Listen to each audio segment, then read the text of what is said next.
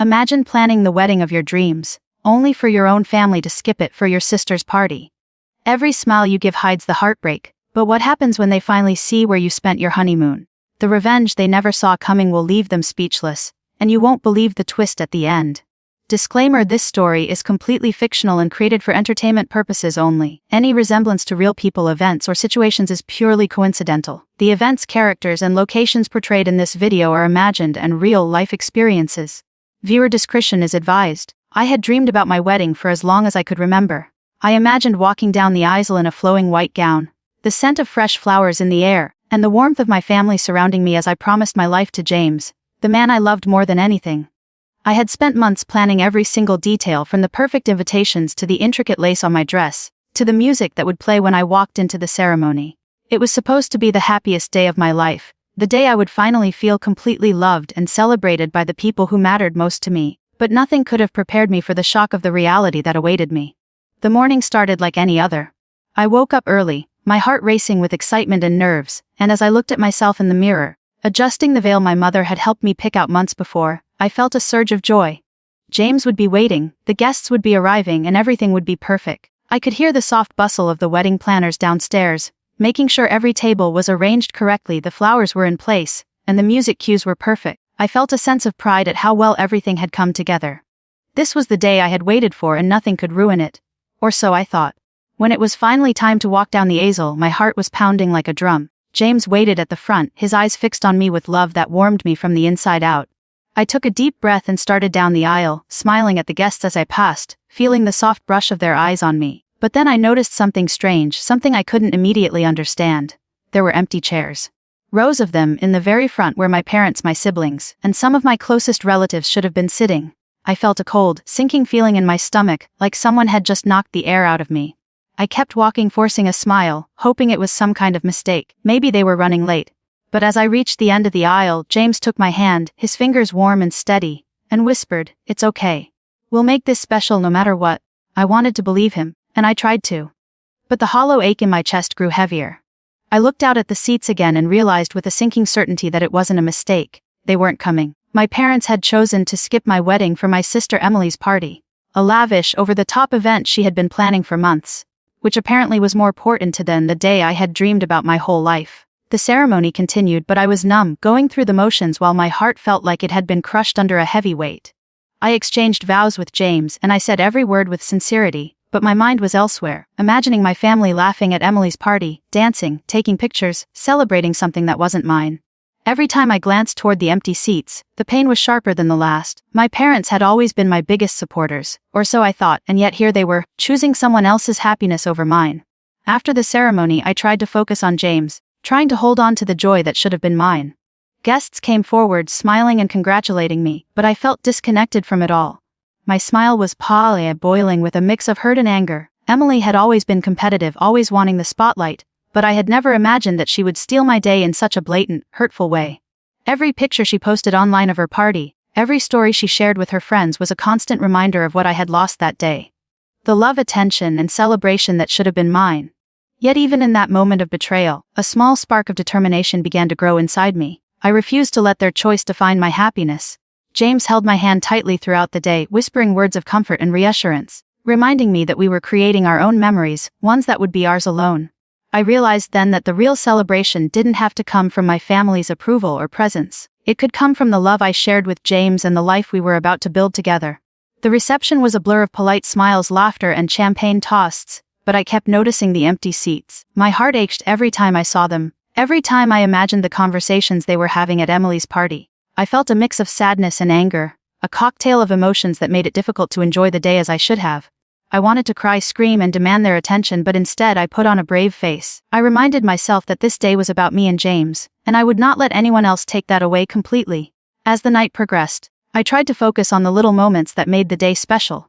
James whispering a joke in my ear, the laughter of my friends, the first dance we shared under the soft lights. But the shadow of betrayal lingered, and I realized that this was not just a personal slight, it was a lesson. My family had made their choice, prioritizing Emily over me, and there would be consequences for that choice, even if they didn't realize it yet. The spark of a plan, quiet and unspoken, began to form in my mind. A plan that would ensure they understood in the most unforgettable way that my happiness didn't depend on their presence or approval. After the whirlwind of my wedding day, the days that followed were strange and unsettling. Everyone around me seemed to move on, celebrating the memories I had hoped to share with my family, but my parents and Emily were conspicuously absent from the photos, the stories, and even the conversations. I kept my own disappointment hidden behind polite smiles and careful words, because I knew showing my true feelings would only give them the satisfaction of seeing me hurt. But inside, anger and hurt brewed quietly, like a storm waiting to break. Every time I saw Emily's social media posts, my stomach twisted. She was basking in attention, posing in her party outfits, laughing with friends, and posting pictures as if she had just won some invisible prize at my expense. My parents were commenting, liking, and praising every detail, reinforcing the reality that I had been ignored on what should have been my happiest day.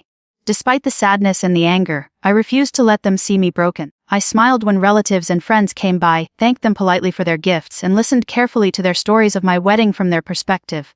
Every laugh I forced, every polite nod I gave, felt like a mask, a shield protecting me from the sting of betrayal. I realized that my family had underestimated me. They thought my emotions would spill over, that I would cry and beg for their attention, that I would somehow bend under the weight of their choices. But I had learned early in life that true power often comes from restraint, from patience, and from silently planning the moment when those who doubted you finally realized their mistake. During those first few days after the wedding, I began to notice how little attention Emily had ever really given to my feelings. She had always been competitive, yes, but her obsession with being the center of attention went beyond sibling rivalry. She wanted validation, admiration, and control how everyone viewed our family's events. I realized that my parents had enabled this behavior, choosing to side with her over me. The realization burned inside me, but it also sparked a quiet determination. If they wanted to ignore my happiness, they would eventually see that my life, my choices, and my joy could flourish without them. And when they finally did see it, it would be impossible to ignore. James, ever my steady anchor, noticed the quiet tension in me. He didn't push me to express anger or sadness, but offered small gestures of reassurance that reminded me I wasn't alone. He held my hand, listened when I needed to vent, and reminded me that our marriage and our happiness were ours to define. One evening, as we sat in our new apartment surrounded by unpacked wedding gifts, he turned to me and said, "They can celebrate Emily all they want. That's their choice. What matters is that we create a life together that they can't touch or control." His words hit me like a spark lighting a fire. He was right, their absence didn't have to define me. If anything, it was a challenge, a silent provocation that I could turn into something extraordinary. So, I began quietly, secretly, plotting my next move. I didn't want revenge in the way people typically imagine. I wasn't going to humiliate them publicly or lash out. No, my plan had to be more sophisticated. It had to be subtle, impressive, and undeniable. I began researching places for our honeymoon, deliberately choosing destinations that were exclusive, private, and luxurious, the kind of places my family could never imagine us enjoying. Every detail mattered: the resorts, the excursions, the experiences. I imagined the moment when they would see where we had been, the stark contrast between the party they attended and the paradise we would experience. The thought gave me a sense of quiet satisfaction, a power that was far sweeter than any momentary satisfaction of anger. I also began to consider the way I would reveal this to them. Social media would be the perfect tool, but I had to be careful. Hints would be enough, tantalizing glimpses of paradise without giving away every detail. I wanted them to feel curiosity, to wonder, to realize that their choices had consequences they could see but not touch. Each post would be a gentle sting, a reminder that ignoring my happiness didn't erase it, and that my life, my marriage, and my joy could thrive independent of their approval or presence. Meanwhile, I focused on enjoying the present moments with James. We went on small weekend trips, explored hidden corners of our city, and shared quiet, meaningful experiences together.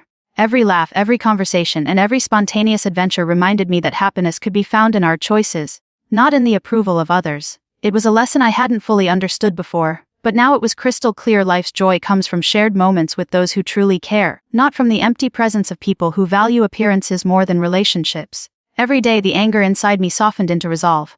I realized that the most potent kind of revenge was not fury or spite, but living well, creating a life so full of love, luxury, and happiness that those who had wronged me could only watch from afar and regret their choices. I had been hurt, yes, and the betrayal had stung deeply, but it had also opened my eyes to a different kind of strength. The strength of patience, strategy, and quiet triumph. As Emily and my parents continued to post their endless pictures of parties, I quietly smiled to myself, knowing that their attention would eventually shift, but mine was reserved for moments that truly mattered. After days of quietly nursing my disappointment and carefully masking my hurt, James and I began putting our secret honeymoon plan into motion. We hadn't told a soul where we were going, not my family, not even distant relatives. They assumed naturally that we would go somewhere local, maybe a small resort within driving distance, nothing extravagant. That assumption only made the plan sweeter. Every detail of the trip was meticulously researched and booked in secret, from private villas to hidden beaches, to ensure that it would be a honeymoon so exclusive and luxurious that it would leave them completely speechless when they found out. The secrecy became almost intoxicating, a thrill that made the months of betrayal and heartbreak feel like fuel for something greater.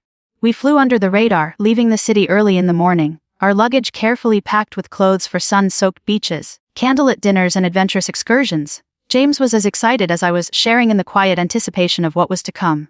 Every flight connection, every ride to a hidden airport lounge, every private transfer to our resort was part of a plan designed to make this journey unforgettable. I could feel the satisfaction building inside me.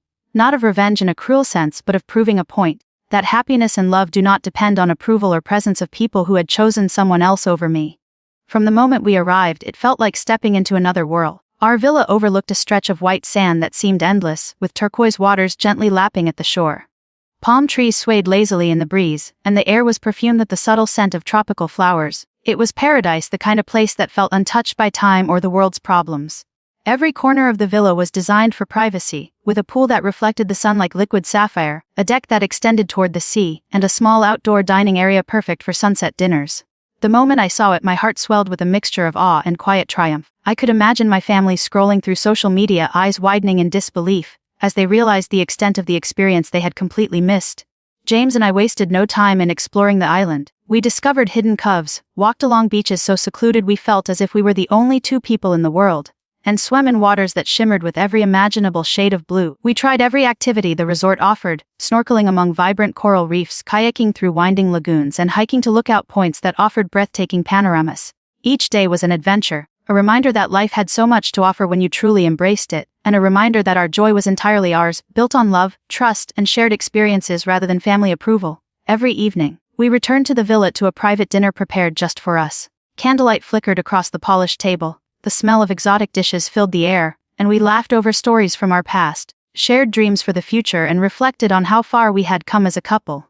The contrast between the isolation and intimacy of these moments and the parties and attention my family had chosen for Emily was striking. I found a quiet, almost vindictive satisfaction in imagining their faces if they could see where we were and what we were doing. The sting of their absence was slowly transforming into a deeper sense of power, the knowledge that we were living fully, and they were completely excluded.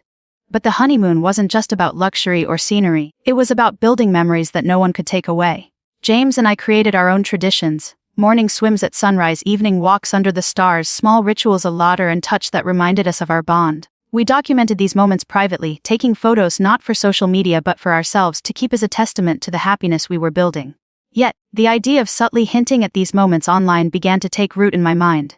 I didn't want to show them everything, just enough that curiosity would gnaw at them.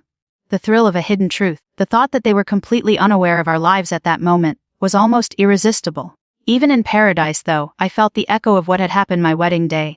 The betrayal, the empty seats, and Emily's party still lingered in my thoughts, reminding me that this honeymoon was not just a celebration. It was a statement. Every wave we waded into, every sooted beach we explored, every private dinner, was a silent message: my joy cannot be stolen. The absence of those who had neglected me did not diminish my experience, it enhanced it, turning every moment of happiness into a quiet triumph. The contrast between what we were living and what they had chosen for themselves became the backbone of a narrative that would unfold subtly over the coming days. As the days passed, the anticipation of revealing glimpses to my family grew. I thought carefully about the ways I could share our experiences, planting seeds of curiosity that would make them realize too late that their priorities had cost them the opportunity to witness our joy firsthand. Every sunset, every adventure, every smile shared between James and me became part of a tapestry of private satisfaction that I knew would eventually serve as the most exquisite form of revenge. It wasn't about anger or punishment, it was about demonstrating, in a way they could not ignore, that true happiness is earned through love, commitment, and shared experiences, not through attending a party at someone else's expense. Each evening, as we sat together watching the sky turn shades of pink and gold, I felt a sense of calm resolve. The honeymoon was more than a getaway. It was the first chapter of our life together, untouched by jealousy, distraction, or family interference, and somewhere in the quiet corners of my mind I began to envision how this paradise, our paradise, would eventually reach their eyes slowly, teasingly, until they realized the full weight of the choice they had made by skipping my wedding.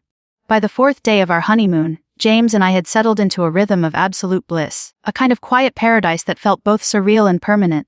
Every morning we woke to the gentle sound of waves brushing against the shore, and every evening, we watched the sunset paint the sky in shades of pink and gold that made the world seem almost unreal.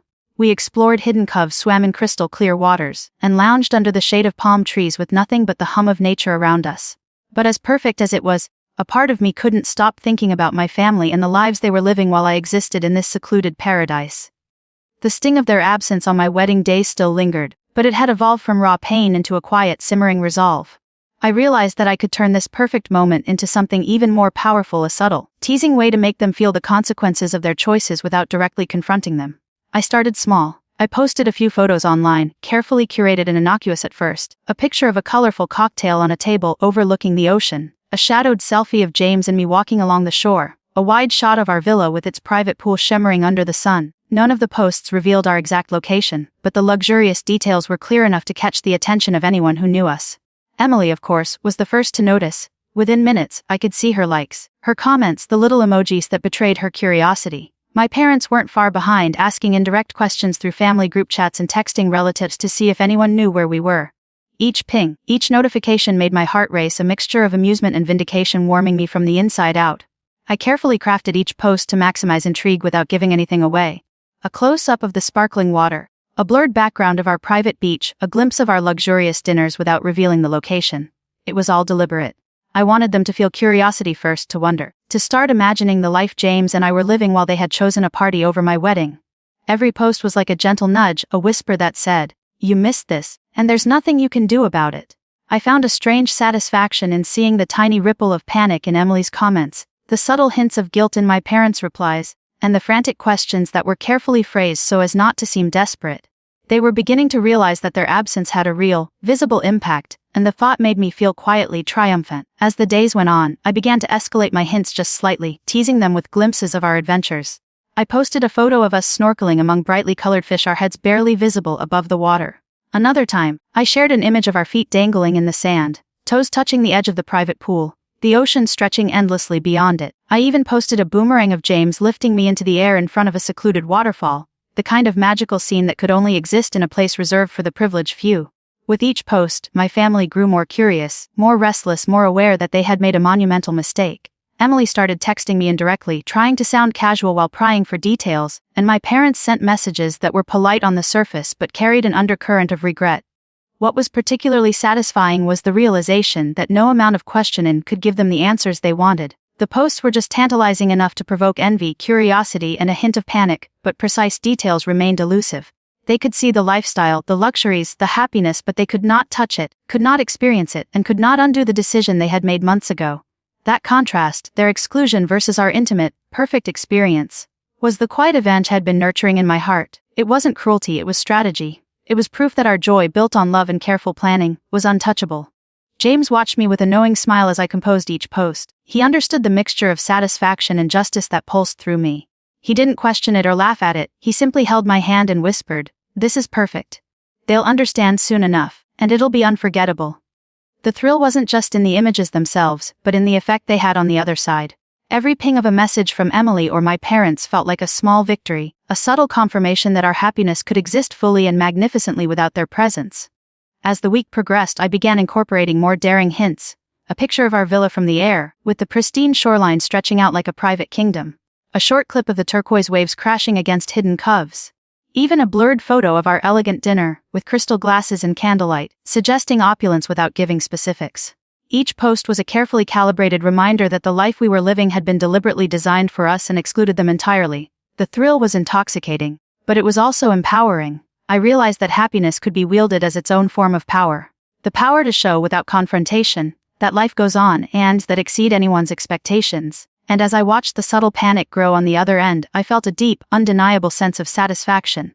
The silence of the empty chairs at my wedding had been replaced with the distant, unseen attention of those who had chosen to ignore me. Their curiosity and envy were now mine to shape, and the longer I held it, the more potent it became. The notifications, every vague inquiry from my parents, every awkward message from Emily reinforced that their choice had consequences, and that our love, our planning, and our happiness had created an invisible, untouchable barrier between their world and ours. Halfway through our honeymoon, James and I were fully immersed in the rhythm of our secluded paradise. The days were a blur of sun-drenched beaches, turquoise wallet dinners, and quiet laughter shared between us. Every moment felt like a dream, yet beneath the surface, I couldn't shake the anticipation of the effect this trip would have on my family.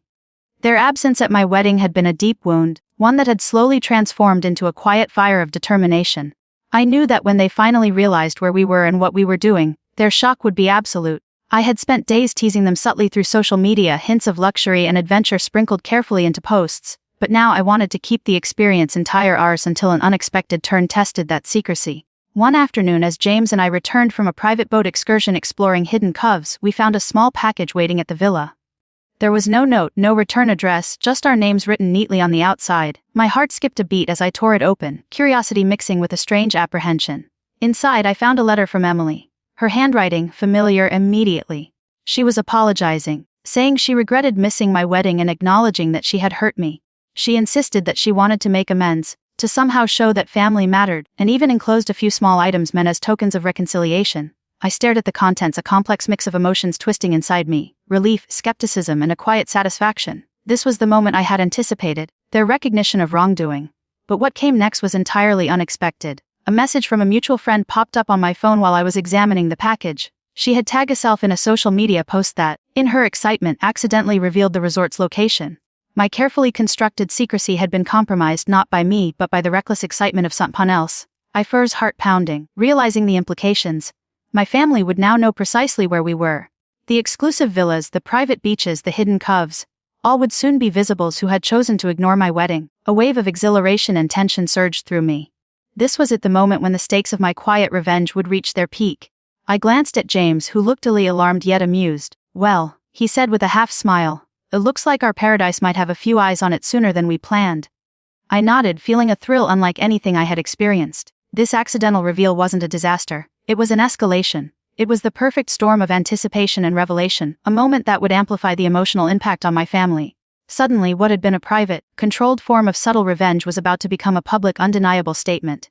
Within hours, the floodgates opened. My phone started pinging incessantly with messages from relatives who had somehow pieced together our location from the tagged post. Emily's messages were the first to come through, dripping with curiosity and a nervous edge that I had never noticed before. "Where exactly are you?" she asked, followed by a string of emojis that betrayed both excitement and envy. My parents were next, sending polite but anxious texts, hinting that they had seen the resort's location and wanted to know more. The subtle tension, the quiet anxiety in their words made my lips curl into a small, victorious smile. They had finally begun to grasp the magnitude of what they had missed. In the days that followed, the accidental reveal created a strange new dynamic. I was careful not to respond directly with specifics, instead choosing to keep the teasing subtle. I posted glimpses of our day trips, James and I snorkeling among brilliant coral, images of our feet in the sand with turquoise waves stretching beyond, and photos of our candlelit dinners, the glow reflecting off crystal glasses and elegant table settings. Every post was a calculated tease, a reminder that the life we were living was luxurious, intimate, and entirely theirs to watch from afar, unable to participate. Emily and my parents would send messages asking for vague details, testing my patience, and I would respond with the smallest hints, never enough to satisfy their curiosity. There was something almost intoxicating about the power this knowledge gave me. I wasn't cruel or vindictive in the traditional sense, but the realization that they could see, in a vague but unmistakable way, the life they had excluded themselves from, was deeply satisfying. Their initial indifference had cost them something beautiful, something they could not reclaim, and now they were beginning to understand the consequence of their choices. It wasn't just the luxury, the privacy, or the beauty of our surroundings. It was the love and connection between James and me that shone through every picture, every post, every moment. That was the part they could never buy, never replicate, and now they were painfully aware of it. As the sun dipped below the horizon on the fifth evening, James and I sat on our villa deck, the ocean reflecting streaks of pink and gold, and watched the messages pour in. Emily had sent a long text apologizing again but betraying her frustration at missing out. My parents had started to ask questions about how we had arranged such a private, luxurious experience. I felt a wave of satisfaction so profound it almost made me laugh out loud. The accidental reveal had magnified the impact of our carefully planned secrecy, turning it into something far more potent than I could have imagined. Yet, even in the thrill of their curiosity and envy, I remained calm. I didn't want to rush the satisfaction. The unfolding drama was far sweeter when it was slow, when the anticipation stretched out, and when the realization hit them fully, piece by piece. My happiness had been deliberately built, and now the world, or at least the part of it that had doubted me, was beginning to notice. Every ripple in their panic, every indirect question, every frustrated inquiry only reinforced the reality that our joy was untouchable, even from those who should have been closest. By the time our honeymoon was halfway over, James and I had experienced almost everything we had dreamed of. We had explored hidden coves, swum in crystalline waters, hiked through lush tropical trails, and enjoyed that felt more like fantasies than reality. Every moment we spent together reinforced the bond we shared and reminded me that my happiness didn't depend on the people who had ignored my wedding. But as fulfilling as the days were, I wanted a way to ensure that my family fully understood the consequences of their choice without me having to say a single word. I wanted them to realize in the most undeniable way that while they had chosen Emily's party over my special day, James and I had built something spectacular and untouchable for ourselves. It was James who first suggested the idea of a keepsake, a physical representation of our honeymoon.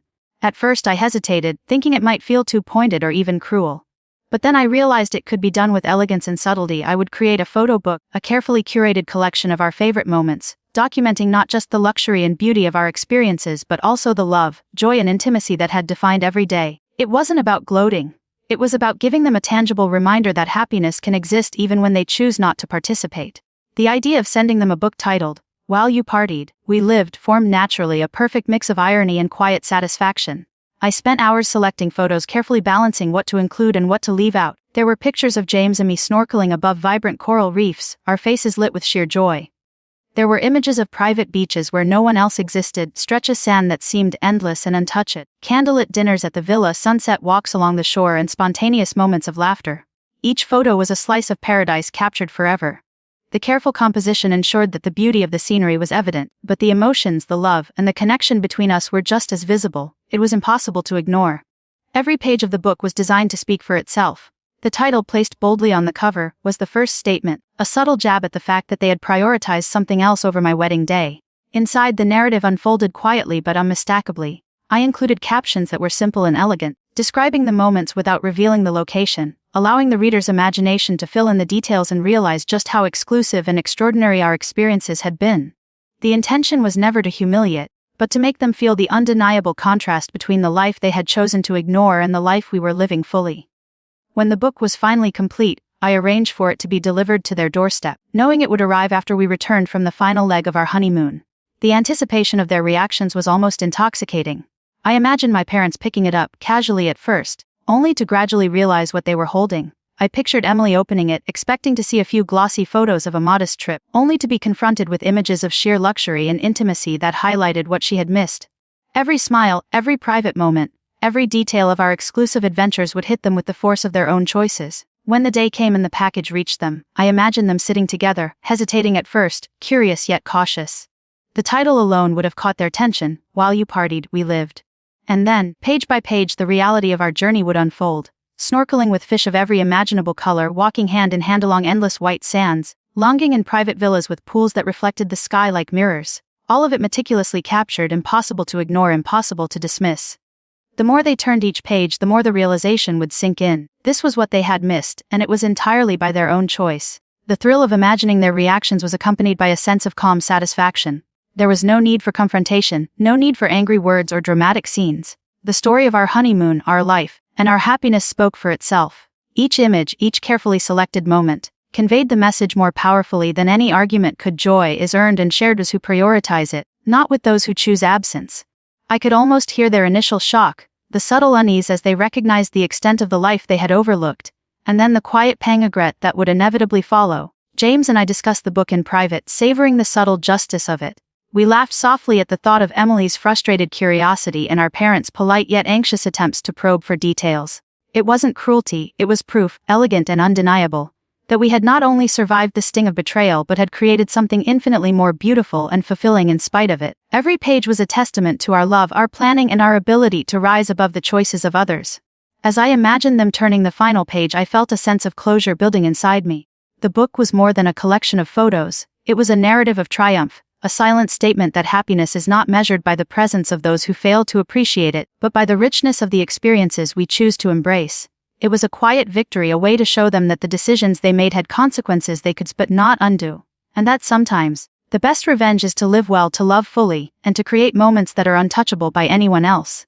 By the time we returned from our honeymoon, I felt a sense of calm triumph that I hadn't known before. James and I had spent days immersed in our private paradise, exploring beaches, hidden coves, and tropical trails that seemed untouched by the world. We had dined under candlelight, swum with colorful fish, and created memories that belonged only to us. But now, as we stepped back into our home, the final stage of the story was about to unfold. The moment when my family would confront the full reality of the choice they had made months ago. The photo book we had sent ahead, "While You Partied, We Lived," had arrived at their doorstep during our return, setting the stage for a confrontation that was long overdue, though not in the way they might have expected. From the moment we walked in, the atmosphere was different. My parents were quieter than usual, their eyes avoiding mine at first, and Emily's posture carried a mixture of curiosity and unease. They had already seen the book, and judging from the expressions on their faces, they were beginning to understand the magnitude of what they had missed. It was clear that their carefully constructed world of parties and social status had no power over the reality James and I had built together. There was no anger in my chest, no desire for confrontation, only the quiet, undeniable knowledge that our happiness had been fully realized, regardless of their presence or approval. As they approached, I could see the subtle shifts in their expressions. My mother's lips pressed into a thin line, a combination of guilt and awe. My father's eyes darted to the book, then to me, as though searching for a justification that did not exist. Emily, ever the competitive one, tried to mask her emotions, but I could see it in her eyes. The recognition that she had lost something important, something she could never reclaim. I took a deep breath, realizing that the silent, patient planning of the past weeks and months had brought us to this exact moment. The thrill of anticipation was almost sweeter than I could have imagined. My parents hesitated, glancing at each other, unsure whether to speak first. Finally, my mother cleared her throat, her voice gentle but trembling. We didn't realize how much we missed. We should have been there. We should have been a part of it. There was no anger, no excuses, only a quiet regret that reflected the understanding that our lives had continued magnificently without their involvement. My father nodded, his hands fidgeting nervously, and muttered, we thought Emily's party was more important. We didn't realize. His voice trailed off, leaving the sentence incomplete, but the meaning was clear. They had underestimated the depth of their absence and the magnitude of what they had chosen to ignore. Emily finally spoke, her tone awkward but sincere. I didn't think it would matter so much. I thought my party would be fun, and I didn't realize what we were missing. What you were missing, or what you created together. Her eyes flicked to the photo book, then to me, then to James, and finally back to the images in her hands. There was a subtle tension, a realization dawning that their celebration had come at the cost of ours. I felt a quiet satisfaction but reminded myself to remain composed. This wasn't about humiliation, it was about recognition, understanding, and the natural consequences of choices made too lightly. As they flipped through the pages, I'd how their expressions shifted from curiosity to awe, and then to silent regret. The pictures weren't just of luxury, they were of shared intimacy, of joy, and of moments that could never be recreated. James and I laughed, swine, and explored together, and every photo reflected that love and connection. They could see it, undeniable and unalterable. They had chosen a party over a wedding, and the consequences were now clear. They had missed the beginning of a life built on genuine happiness, shared experiences, and deep love. I observed quietly as Emily's shoulders slumped, a subtle acknowledgement of her mistake. My mother's hand covered her mouth briefly, a gesture that betrayed the mix of awe and regret. My father leaned back, eyes tracing the images, perhaps realizing that he could never reverse the choices he had made. It was satisfying in a quiet, unspoken way to witness their understanding dawn gradually, piece by piece. The beauty of the images, the simplicity of the moment's capture, and the undeniable happiness that radiated from James and me conveyed a truth that words alone could not express. Our life had flourished despite their absence, and in many ways because of it. Yet the most powerful part of this revelation was not just their recognition, but the subtle shift in the dynamic between us. No longer was there a tension born of anger or resentment, instead there was acknowledgement, a silent respect for the reality that our lives were ours to shape. They understood finally that their actions had consequences, but those consequences were lessons, not weapons. Their absence had not diminished our joy, it had amplified it. Every shared laugh, every intimate moment, every small adventure had been built in the knowledge that we could live fully, even without the approval or attention of those who had neglected us. I felt a sense of closure that I hadn't known I needed.